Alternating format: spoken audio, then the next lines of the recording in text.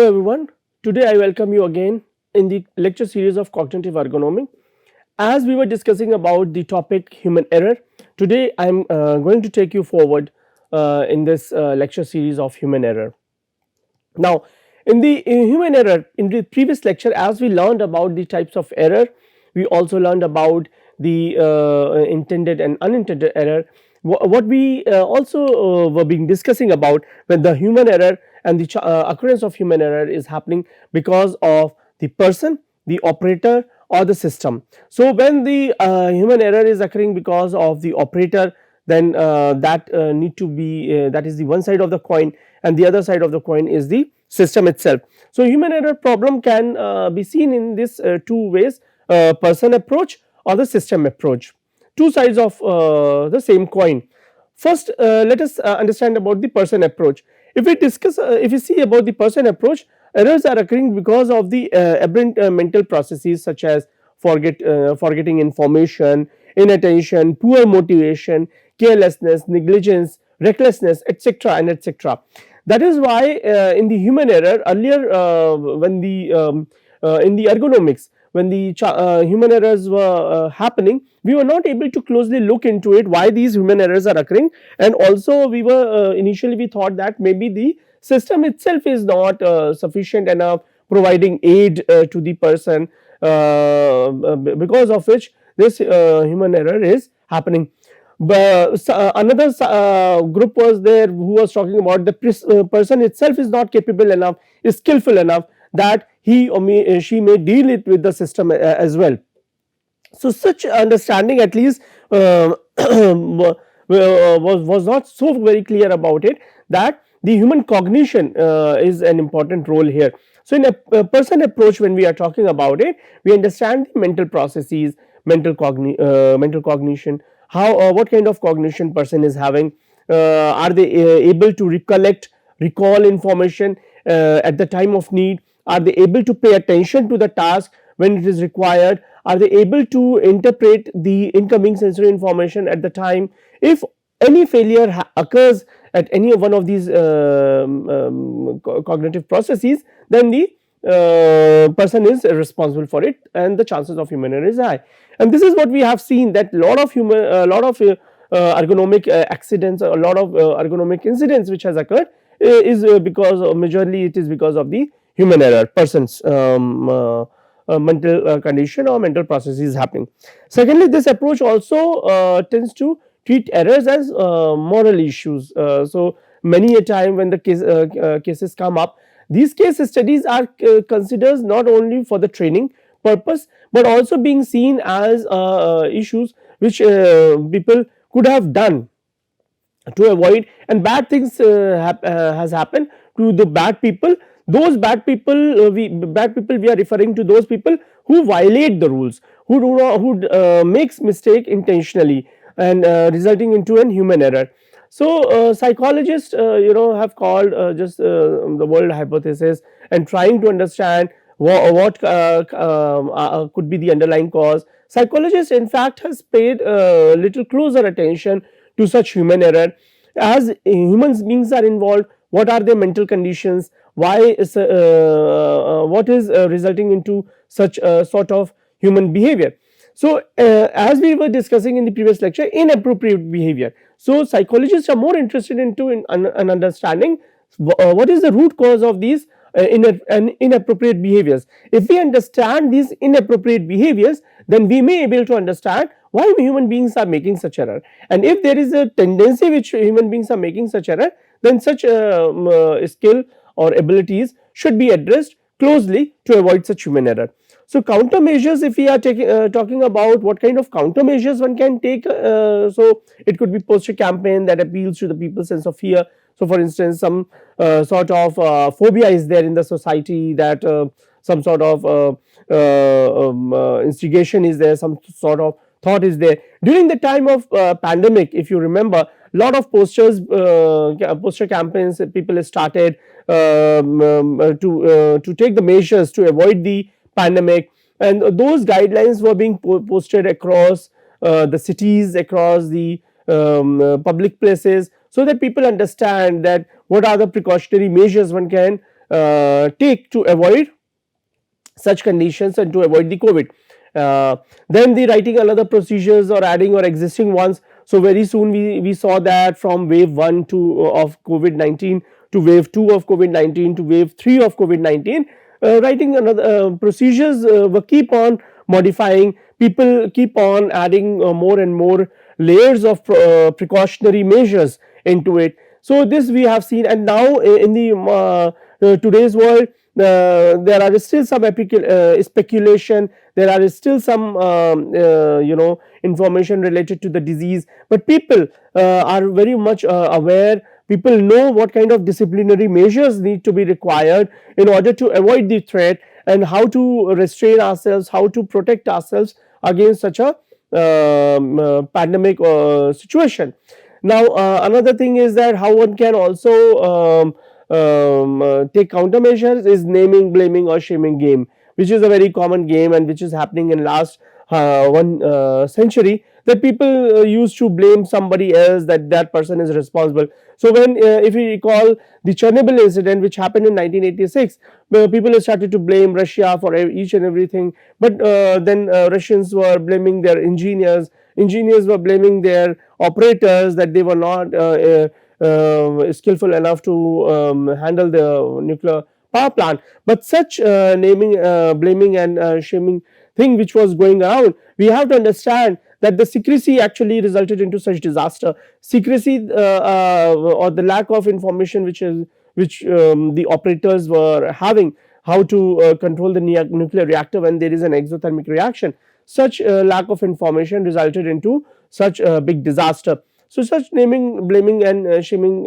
things have been there to avoid the human error, and we have seen that such things need to be avoided in order to avoid the human error. So what we see, what you can see on your screen is that if we talk about the person approach, if there is an human error which is there resulting into an adverse event, then there is a blame and then there is a shame condition. And we also know that from this there are some assumptions being drawn up, and these assumptions are not the accurate or correct assumptions, but errors are caused by inadequate skills, knowledge. Inattention comes in as laziness, negligence and carelessness. People always tend to make such assumptions that if any let's say you are working on a computer system and your supervisor asks you to save a file, but instead of pressing the control S button, you press control D button, and then all your, or instead of saving the file, you delete the file. Then this human error, your supervisor might consider it can have any form that he is inattentive, he is lazy, or he is not paying more attention to his mind is wandering, he is always doing such kind of activities, and he is not sincere enough. Now we have to understand that human error, when we are talking about it, what is the rate of human error also. If that error rate is very high, then probably there is something which person is responsible for it. However, if that rate is very less, then it may be a chance of a chance of error, one or two times it might occur. Another assumption is the blaming and shaming and punishing the guilty one, that okay, you have been you have caused or compromised a $1 billion system, we cannot do such we cannot tolerate such kind of activities. So the easy solution is that you leave the firm, you leave the organization, so that we don't have to be have faced the consequences in the near future. We may tend to avoid such error by firing you. On many occasions such things happen, and from day to day life also we might have seen that if any human casualty happens, then the police commissioner tries to fire their junior officers because of the error, because of late submission of the report, or not looking into the investigation thoroughly. So such kind of examples we have seen we see from day to day life. So when we are talking about such approach, this is a person approach, this is one side of the coin. What is about the other side of the coin? What people are what the other end of the coin is, suggesting us. The other side of the coin is the system approach. So human and system go hand in hand. As earlier we were talking about the human machine interaction, human computer interaction, here a system can be seen as machine or the system as well. So this other side of the coin is talking about that human hasn't make an error, but a system is making an error, system is fallible, system is having a lot of errors. So such thing, we need to have a clear understanding. So this system approach also believes that the humans are fallible and errors are to be expected. It concentrates on the condition under which individuals work and tries to build defenses to avert and mitigate their effects. So what are the conditions, adverse conditions, the documentation of those adverse conditions, what are the individuals are trying to build defenses to avoid such conditions. That is something which a system is talking about. How can we make a system so robust so that the error can be avoided?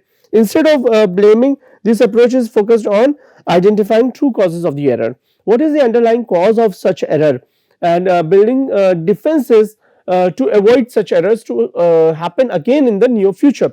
So defenses within the system is required, in which system work in order to anticipate and prevent the error. So when a person is working in a system, in an organization, it can be seen as an organization, or when a person is working with the system can be a computer system. So what kind of defense mechanism one could be building in? So let us say I was telling you an example about the control S, saving the file, versus control delete, deleting the file. Now something which you have worked upon last 4 hours, writing a draft, writing a paper, or writing a text, then you would like to save this file, but instead of pressing the save file, because you were being tired, you press the delete file. Now if the system there is no defense mechanism, then the moment you press control D, then all the information which you noted down will go away. To avoid such behavior, system comes up with some assistive feature. These assistive features are, one thing is that auto save option is there.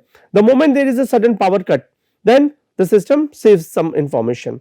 So the moment suddenly the system fails, then automatically auto saved system is there, which saves the file. Now auto saved option has a feature in it. You can save the auto file in every 5 seconds, 10 seconds, every 5 minutes, 10 minutes, or in 30 minutes or 1 hour. So by default automatically the file get saved and registered. Now by mistake if you are deleting the file instead of saving the file, then a pop-up menu comes appear on the screen, like, okay, would you like to save the file, would you like to cancel the file, or would you like to delete the file. Now when you want to save the file, then you save the file and you save it with the name, so that you can recollect and recall it later. So such things, human work is in order to anticipate and prevent the error, limit their impact when they occur. So the second point easily highlights that people build such some defense mechanism in order to counter the errors. Some countermeasures adapted under the system approach, such as the changing the condition under which human works. So changing the human conditions, what could be those conditions? One could change the context, one could change the positioning, one could be on a rotation. So a person doesn't sit and work with the same system for too long because of the boredom, stress, anxiety, depression could come. Also, as I was telling earlier about the other type of human emotional feelings start to emerge out. When an adverse events occur, the important issue is not who blundered it, but how and when, why it failed. So even when let us say even after understanding such system, and even after understanding the factors which are playing role, when the incident occur, still no matter how strong, robust, stringent system you make it, still the chances of human error is quite common. And let us say the human error occurs, let us say adverse event occur, then the important issue is not who has made that mistake, because of whom the adverse event has occurred, but how and why it failed, actually why the system has failed. Such is an important question, because if we understand how and why it failed, then we can make the system more robust and we may tend to avoid the human error. Such understanding also brings an deeper insight to us into the into us about the system itself. So if you see on your screen, this is unlucky instances are there where one is feeling unlucky and then those things turn out. So unlucky instances, if you talk about, it could be seen as the Chernobyl incident, because people were unlucky, they lowered the nuclear fuel rod, and then the fuel rod just started have an exothermic reaction, and it resulted into that. So people were not very lucky about it. So those individuals, also the fire brigade people who came to extinguish the fire, but the fire due to nuclear reactor is more lethal than the normal fires. There are different types of fires are there. There are different type of fire extinguishers are there. This is what we have discussed earlier also in our human skill and abilities lecture series, about different types of fire extinguishers were there and people have used it differently. So the fire due to nuclear power plant requires different approach actually. Lot of radiations were there. So at the time of extinguishing the fire, lot of fire workers just got radiation, and because of that they died within a week, and few died within the same day also due to large exposure of radiation. Some factors are hidden in nature, that is the latent failures are there. Some factors, hidden failures are there, which means that we are not familiar with those factors. So let us say if you talk about the Chernobyl incident again, then the operators were unaware of the fact that when the fuel rod will be brought down, then it will catch fire. Or if you remember previously we discussed about the I showed you an example of Columbian shuttle experiment, that when the shuttle was taking off to the space, then a little foam thermocoil just came out from the shuttle, and when the Columbian shuttle entered into the earth atmosphere, then it caught fire and compromising not only the $1 billion machine but also causing the lives of the wonderful and great astronauts. So such latent failure, because astronauts were not familiar, astronauts were not having any insight about it, that there is a missing thermocoil there, which they later realized it, that there is something wrong with the system. There is sudden increase in temperature in the shuttle, and which resulted into the failure and costing the life of the astronauts. Now in latent failure, if you talk about the root causes, blunt end factors, what are those factors? Those are those factors are hidden in nature. And then the active failures. So when we are talking about the system approach, active failures, we are familiar with this, it is explicit in nature. Latent failures are implicit factors which we are not very much aware of it. Achha. Another is the so active failure, if you talk about, immediate causes are there, immediately direct cause and effect relationship is there. One can easily understand this is the direct cause towards this, and then the factors are more visible to it. So ineffective safety barrier is there, adverse event or near miss is there. So these factors at least resulting into the human error. So system approach is talking about all these aspects, and one thing is very clear, that having the two sides of the two sides of the same coin, one understand that system approach is not very independent part than the human approach system, or human approach system is not very independent from the system approach system. They go hand in hand, and that is why the human errors are happening or occurring. Now when we are talking about the human error, it is very important for us to understand what is the human error cause model.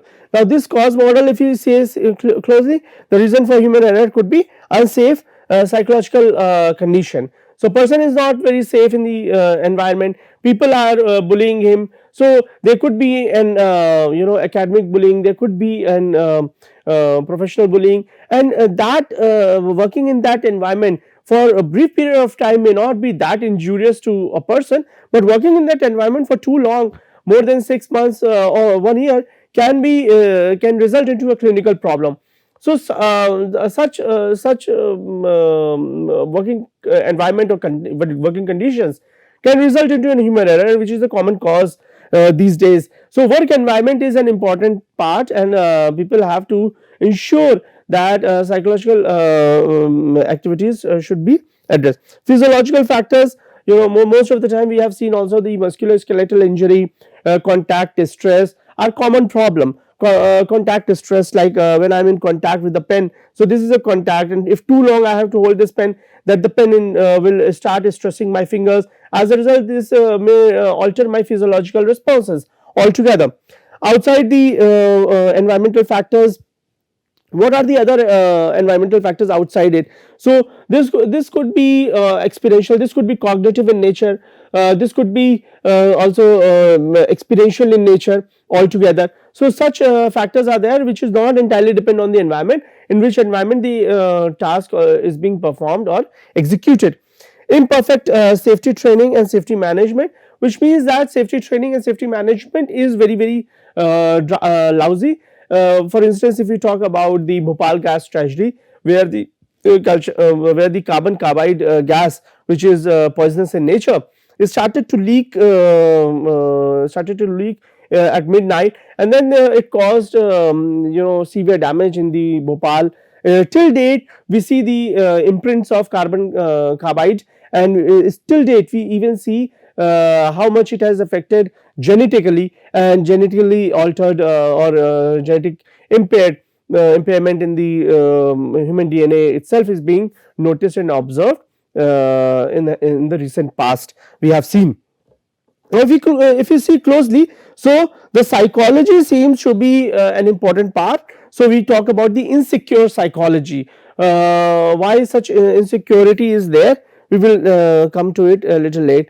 Physiological factors, skin temperature, heart rate, blood pressure, facial muscles, when all these physiological factors, and also one could talk about the electrophysiological parameters, what are the changes in the brain. Environmental factor in the working environment conditions, what kind of working conditions you are working in, is it good, is it bad, is it helpful, is it not helpful, hostile, what kind of colleagues you are working with, all those things actually come under this category. Safety training does not reach the designated position.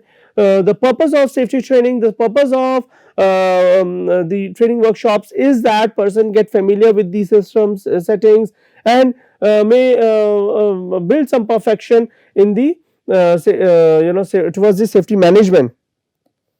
And finally, the safety management itself is very faulty in its nature. So when safety management is faulty, when safety training is not being done properly, when the environmental factors are risky, when the physiological factor, the person itself is having some limitation about working conditions, and then the psychology of it, all together they result into an human error. Any one of these factors or more can contribute to human error, and when there is an human error, when there is an inappropriate behavior is there, this result into an accident, and such aspects actually highlights the challenges.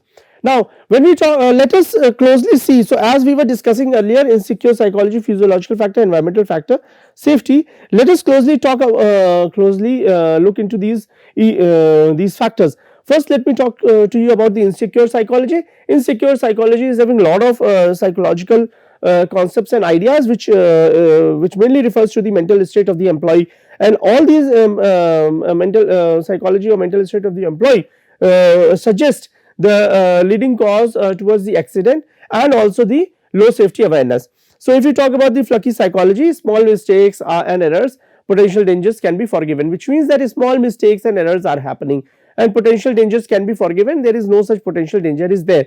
For instance, you turn off the computer system from the power button. When you turn off the computer from the power button, there is an autosave system already there in your by default in the MS Word or PowerPoint or Excel. So the moment you do that, system automatically saves the file, and you may avoid the potential danger towards it. Conformity psychology, on noticing people who break rules haven't caused any accident. People who are breaking the rules, there was an error which is happening because of the rules are not being followed, rule based error. So on noticing people who break the rules haven't caused any accident and saves time and effort. Here we will follow the belief that errors won't happen again, so they do such thing. they avoid the error can be avoided in such an instances.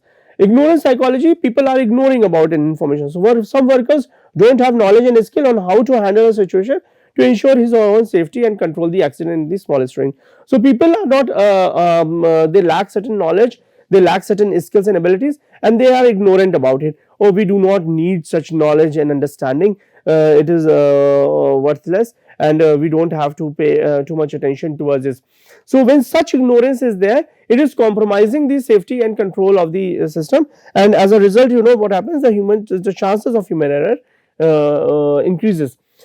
Then the rebellious psychology talks about the psychological state to maintain self-esteem with each other. I know everything, I do not need any help, I know how to control the system, I know how to lower the fuel rod, don't teach me how to lower the fuel rod into the coolant chamber to lower the temperature. I know how what will happen when I have to connect the space shuttle to the international space station. Such kind of rebellious behavior actually does not go along with the other people. As a result, what happens, the chances of human error increases little bit. Crafty psychology, some operator or workers want to finish the work in less time, so they are so crafty, they are so speedy that certain rules, certain knowledge, certain safety concerns seems to be avoided in this regard, which may result into a human error. Then sixth one is the inert psychology. Workers engaged in a specific job, certain amount of time time is required. They don't pay attention to the job, new problem and situations. They just believe that, oh, I have a specific job to do. I just have to type the letter. I just have to prepare the file. But they do not pay attention to the job, my current job. What is its demand? What is its need? What skills do I have? What skills I do not have?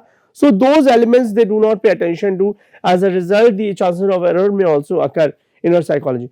Comparing psychology, some workers in effort to prove that they are the best engaged in the some adequate behavior. I am the best one, I am better than him, I can handle the problem better than him, I can prepare the task better than him. Such comparing psychology, such comparing behaviors are also very dangerous at the workplace setting, and which may lead towards the human error. Now the talking about the psychology, insecure psychology of the people, different type of people working in the different type of people working in the same workplace setting, they we move towards the physiological factors. Physiological factors, fatigueness is one of the important factors which causes the human error. People feel fatigue, but boredom is there, distress is there, lot of work is required, they do not and they have to finish a job in a specific period of time, which increases the stress in them. Workers are sometimes not suitable for the type of work they are engaged in, so they lack necessary skill. So when we talk about the physiological factor, then there is a biological factor related to it, device qualitative factor, what kind of device or system they are interacting with, it's the nature of it, and then the fatigue factors are there. So what is more important is that the physiological factors which are playing role, skin temperature, heart rate variability, and many other physiological component to it. So if you see closely, health issues, disease, employee position, what kind of position an employee is having, physical, physiological, psychological factors. When we talk about the biological factor, alertness, day and night, fatigueness and sleepiness. So biological factor, if you all remember, when I was talking to you about the human disaster, mostly these human disasters occur at the midnight, 1 to 3 or 4 p.m, 1 to 3 a.m. or 4 a.m. in the morning. Why such incidents are occurring? Because our circadian cycle, our biological cycles, according to our biological cycle, we tend to prefer to sleep at night. But when at night people are working, the chances of human error seems to be very high, and especially between these time period 1 to 3 a.m. Then the fatigueness factor, boredom, tension is there, concentration, lack of concentration is seen, rejection is also being seen. People sometimes being felt rejected, paralysis is also there. Too long you are sitting on a chair, your legs seems to be jammed. Too long you are in a standing position, your legs seems to be jammed as well. So and then the sense of the safety itself, what kind of safety I am having. And musculoskeletal injury, that is why in human factor is very very common, because person has to take one position and continue take that position for a long period of time. That is why contact stress is also one leading cause towards the arthritis these days in the workplace setting.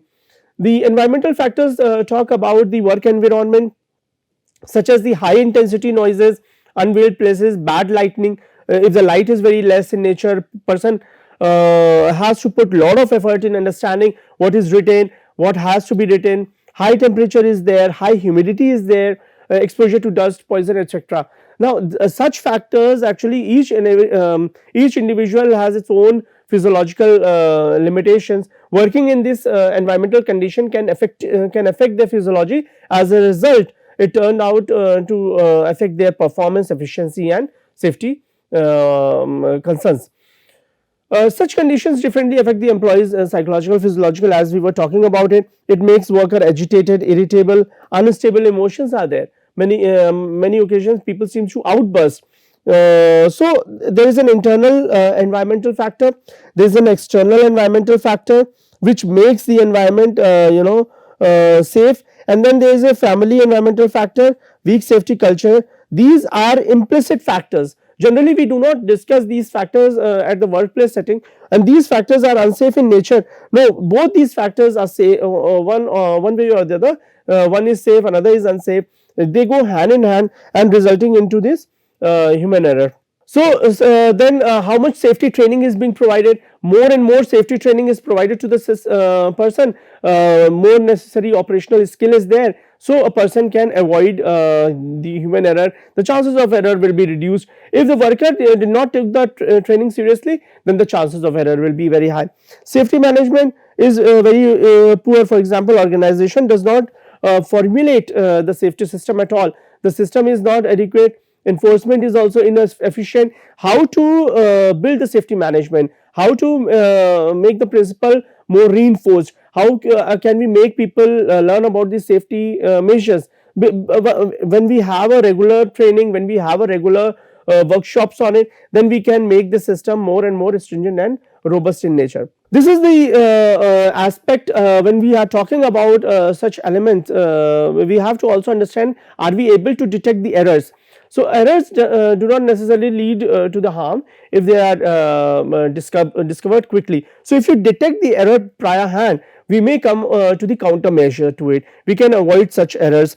The different categories of errors are already there. So we know that there is a slip, there is lapses. One is action based, one is memory lapse, knowledge based, rule based. Such errors are there, and if one could is coming to know beforehand, then we may tend to avoid such errors. So detection is actually detecting the error actually is a win situation. One can not only avoid the errors, but can also come up with the countermeasures towards it.